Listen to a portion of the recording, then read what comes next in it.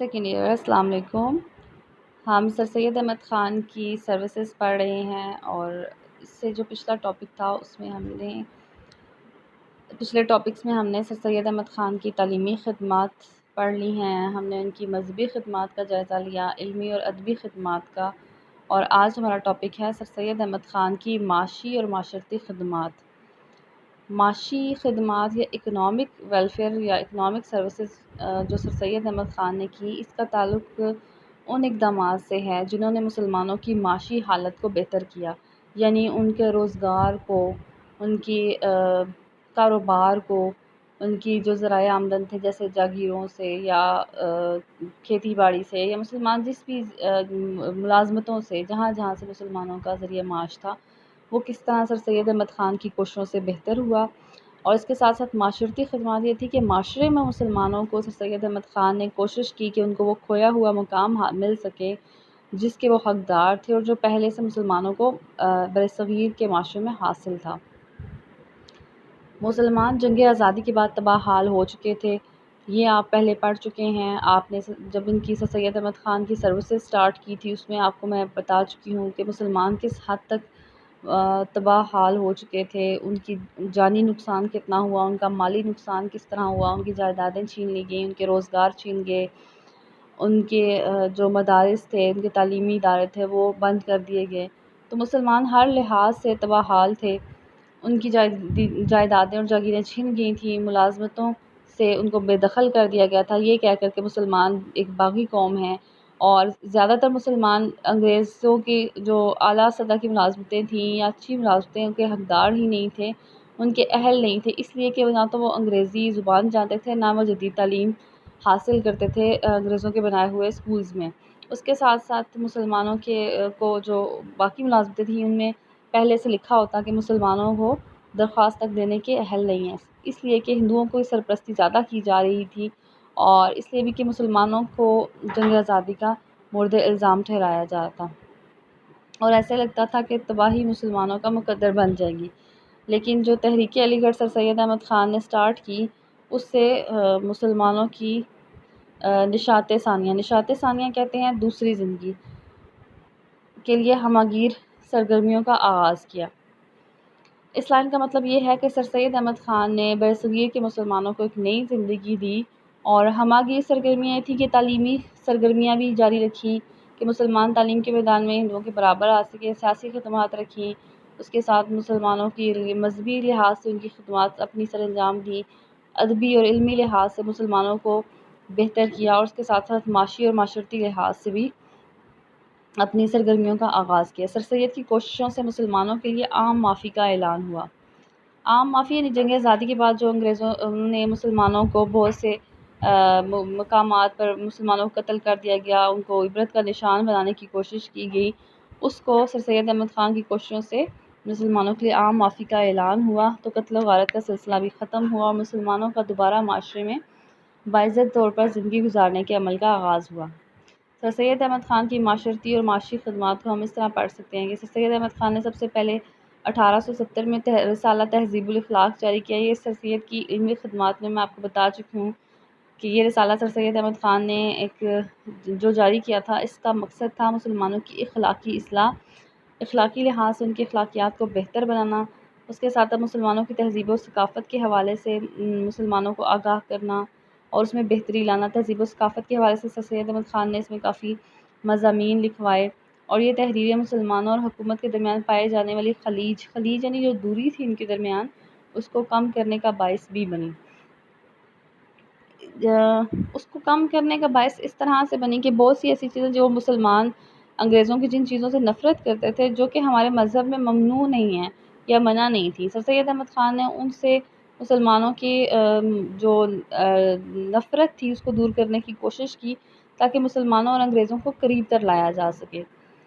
اسی طرح مسلمانوں کو انگریزوں کے عتاب یعنی ان کی دشمنی سے بچانے کے لیے سر سید نے ایک کتابچہ لکھا جسے لائل محمڈنز آف انڈیا کا عنوان دیا گیا۔ لائل کہتے ہیں وفادار کو، لائل محمڈنز آف انڈیا یعنی وہ مسلمان جو برصغیر کے وفادار مسلمان تھے، اور اس کتابچے میں مسلمانوں کی خدمات گنوائی گئی، حکومت کو اپنا رویہ بدلنے پر آمادہ کیا گیا۔ लॉयल मोहम्मडन्स ऑफ इंडिया में आप ने उस मुसलमानों का ज़िक्र किया जिन्होंने 1857 की जंग आज़ादी के बाद और उसके दौरान अंग्रेज़ों को की जानें बचाईं, उनको हिंदुओं और मुसलमानों के वार से बचाया, उनकी जानों को बचाने की कोशिश की, उनको पनाह दी या उनको किसी तरह भी उनकी हेल्प की। तो उससे सर सैयद अहमद ख़ान ये प्रूव करना चाहते थे कि मुसलमान कौम बहैसियत कौम बागी नहीं है, गद्दार नहीं है, बल्कि वो जहाँ जहाँ उनको मौका मिला उन्होंने अंग्रेज़ों की मदद भी की। और इससे अंग्रेज़ों के अंदर मुसलमानों के ख़िलाफ़ जो पाई जाने वाली नफ़रत थी वो काफ़ी हद तक दूर हो गई, और उन्होंने जो अपना रवैया मुसलमानों के साथ काफ़ी बेहतर कर लिया। उसके बाद सर सैयद अहमद ख़ान ने रिसाला असबाब बगावत हिंद लिखा। ये भी मैं आपको पहले बता चुकी हूँ सर सैयद अहमद ख़ान की इल्मी ख़दमात में, कि ये रिसाला लिखकर सर सैयद अहमद ख़ान ने वो असबाब गिनवाए जो 1857 की जंग आज़ादी का बायस बने, जिसमें सर सैयद अहमद ख़ान ने साबित करने की कोशिश की कि जंग आज़ादी 1857 का एक अहम सबब अंग्रेज़ों का मुसलमानों और दीगर अक़वाम के ख़यालात और सक़ाफ़त से लाइल्मी था। यानी रिसाला असबाब बगावत हिंद, सर सैयद अहमद ख़ान ने ये रिसाला लिखा कि हिंद की जो बगावत, हिंदुस्तान की बगावत है, जो मुसलमानों और उनके साथ दीगर अक़वाम ने मिलकर की थी अंग्रेज़ों के ख़िलाफ़, उसका एक अहम रीज़न ये था कि अंग्रेज़ इनके मुसलमानों के और दीगर कौमों के ख़यालात से, उनकी सक़ाफ़त से लाइल्म थे। वो ऐसे क़वानीन बनाते थे कि मकामी लोगों में अंग्रेज़ों के ख़िलाफ़ नफ़रत पैदा हो गई थी, और सर सैयद ने इसकी ज़्यादातर ज़िम्मेदारी अंग्रेज़ आमिलों पर आयद की। आमिल थे एडमिनिस्ट्रेटर, जो उस वक्त किसी न किसी इलाके के हाकिम थे। वो जो हुक्मनामे और जो क़वानीन राइज़ करते थे वो मकामी लोगों की सक़ाफ़त से बिल्कुल गलत होते थे या उनके उलट होते थे। इसलिए भी मकामी सतह पर लोगों में बहुत ज़्यादा नफ़रत पाई जाती थी अंग्रेज़ों के ख़िलाफ़, और यही जो नफ़रत थी अंग्रेज़ों की, उनकी एडमिनिस्ट्रेशन की, उनकी इंतज़ामिया की गलतियाँ थीं, जिसकी वजह से आम लोग अंग्रेज़ों के ख़िलाफ़ हुए और उन्होंने ये जंग लड़ी। और सर सैयद अहमद ख़ान ने कहा कि अवाम से दूरी की पॉलिसी बगावत के फूट पड़ने का सबब थी। अवाम से दूरी क्या थी कि उनकी तहज़ीब व सक़ाफ़त से लाइल्म थे, उनकी ज़ुबान को अंग्रेज़ नापसंद करते थे, या मकामी जो सतह पर लोग ज़ुबान बोलते थे उसको समझते ही नहीं थे, उनकी सक़ाफ़त को नहीं समझते थे, उनके मज़हब, उनकी जो रसूमात थी उनके ख़िलाफ़ उनको मुख्तलिफ़ किस्म के क़वानीन बनाते थे। इसकी एक मैं रिसाला असबाब बगावत हिंद जो रिसाला है, इसमें एक मैं इसकी मिसाल आपको देती हूँ। इसमें सर सैयद अहमद ख़ान ने जैसे ये लिखा था कि जिस तरह हिंदू जो थे वो तिलक लगाते हैं माथे पे, और इसी तरह सिख पगड़ी बांधते हैं, मुसलमान दाढ़ी रखते हैं। तो जो सिख, हिंदू या मुसलमान उस वक्त अंग्रेज़ों की फ़ौज में थे,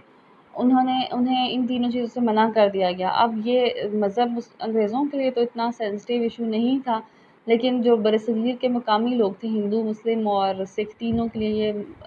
इनको मज़हबी उनके जो भी प्रैक्टिसेस थी उनसे मना करना, आम जो उनके जो फ़ौजी थे उनके दरमियान काफ़ी अंग्रेज़ों के ख़िलाफ़ बगावत और नफ़रत का बायस बना। तो ये एक मैं मिसाल दे रही हूँ, इसके अलावा बहुत सी और मिसालें थीं। ये तो फ़ौज के अफ़राद थे जो अंग्रेज़ों की फ़ौज में काम करते थे। तो डेफ़िनेटली जब वो अपनी हुकूमत के या उनके अंग्रेज़ों के ख़िलाफ़ हुए तो वो उनकी जो थी वो बगावत ही बनती थी। इसके अलावा जो मकामी लोग थे, जो अंग्रेज़ों के उसके सरकार में, उनकी हुकूमत में नहीं आते थे, उनकी सक़ाफ़त से भी अंग्रेज़ बिल्कुल नावाकिफ़ थे, और इसी तरह के हुक्म जारी करते थे जहाँ जहाँ उनकी अपना किसी तरह भी कंट्रोल होता था। इस तरह के काम करते थे कि मकामी लोगों में बेचैनी पैदा हुई और उन्होंने अंग्रेज़ों के ख़िलाफ़ बगावत की। इस रिसाले की 500 कॉपियाँ छपवा कर बरतानवी पार्लियामेंट के अरकान और दीगर अंग्रेज़ जोमा कहते हैं, जो लीडर्स होते हैं, जो अंग्रेज़ लीडर्स थे, उनमें तक़सीम की गई। तहरीर का असर दिखाई दिया और हुकूमत ने आइंदा किसी बगावत के इम्कान को दूर करने के लिए सर सैयद के मशवरों को साइब और काबिल अमल समझते हुए अपनी पॉलिसियों में रद्द-बदल किया। यानी इस तहरीर का असर ये हुआ कि अंग्रेज़ हुकूमत के ऊपर ये बात क्लियर हो गई कि जो उस टाइम ईस्ट इंडिया कंपनी की हुकूमत है वो इस काबिल नहीं थी कि वो बरसगीर का कंट्रोल संभाल सके, और अंग्रेज़ों ने भी ये कोशिश की कि वो आइंदा जो बरसगीर है उसमें किसी किस्म की बगावत पैदा ना हो सके, और उन्होंने सर सैयद के मशवरों को काबिल अमल भी समझा और अपनी पॉलिसीज़ को चेंज किया। इन पॉलिसीज़ में ये था कि फिर बरतानिया نے ڈائریکٹ ہندوستان کا کنٹرول سنبھال لیا۔ وکٹوریہ برطانیہ جو تھی کی ملکہ تھی، اس نے وہ ہندوستان کی ملکہ بھی کہلائی۔ اس کے ساتھ ساتھ انہوں نے ایکٹس نافذ کیے اور برصغیر میں کئی اصلاحات نافذ کی۔ تو ان ساری ریفارمز کا، اصلاحات کا، پالیسیز کا یہ فائدہ ہوا کہ کسی حد تک مسلمان معاشی لحاظ سے اور معاشرتی لحاظ سے برصغیر میں اپنا بہتر مقام حاصل کرنے میں کامیاب ہو گئے۔ اب ملازمتوں میں ان کو بھی حصہ دیا جاتا تھا۔ ایک مسلمانوں نے انگریزی تعلیم حاصل کرنا شروع کر دی اور دوسری طرف ان کا جو انگریزوں کی ان کے خلاف نفرت تھی وہ دور ہوئی، اور دوسری طرف مسلمانوں نے بھی انگریزوں سے اپنی نفرت کو کم کیا، تو معاشی لحاظ سے اور معاشرتی لحاظ سے ان کا مقام قدر بہتر ہوا۔ تو یہاں پر ہماری سر سید احمد خان کی معاشی اور معاشرتی خدمات ختم ہوتی ہیں۔